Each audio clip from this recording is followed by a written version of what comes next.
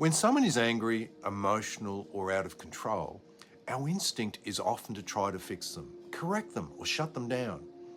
But that almost always makes things worse. Today I want to walk you through a simple 3-step framework for de-escalation that actually works because it respects human psychology rather than fighting it. These steps are based on the work of Dr. Christian Conti, who is a leader in compassionate communication, and they're used in high-stress environments all over the world. So let's break it down. Step number 1, we need to validate the other person. The first step in de-escalation is validation.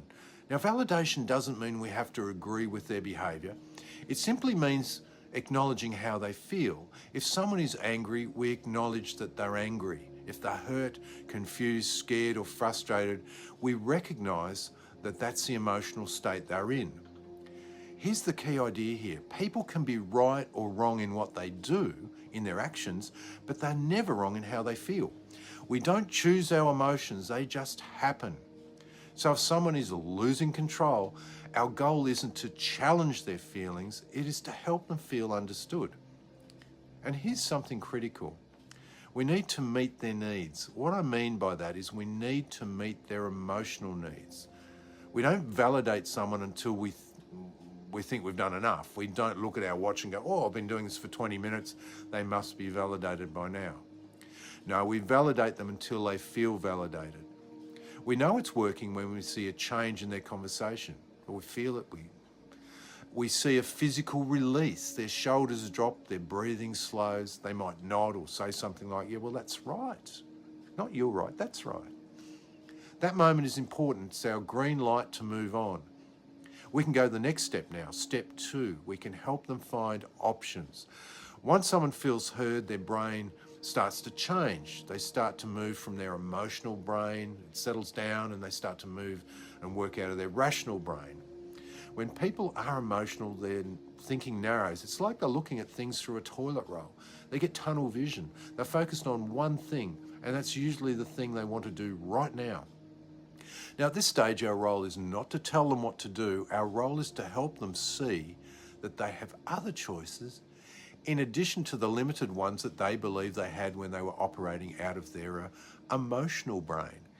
Now that they are operating more out of their rational brain, we can suggest options and the consequences of those options, in addition to the few they felt when they were operating out of their emotional brain. So we can explore by gentle questioning. We can say things or ask things like, what happens if you go down that path?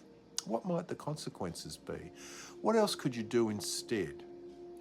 Because you're calm and emotionally detached, you can see the bigger picture even when they can't. And when we're calm, it helps calm others too. Once a person feels heard, they're far more open to considering alternatives. When options become visible, their intensity drops. Step number 3, we allow for choice. This is the most important step. Now, this final step is where real de-escalation happens. You allow the person to choose, not you, them. You communicate something powerful. You can even say, this is your decision. I'm not here to judge you. Whatever you choose, I'll respect that.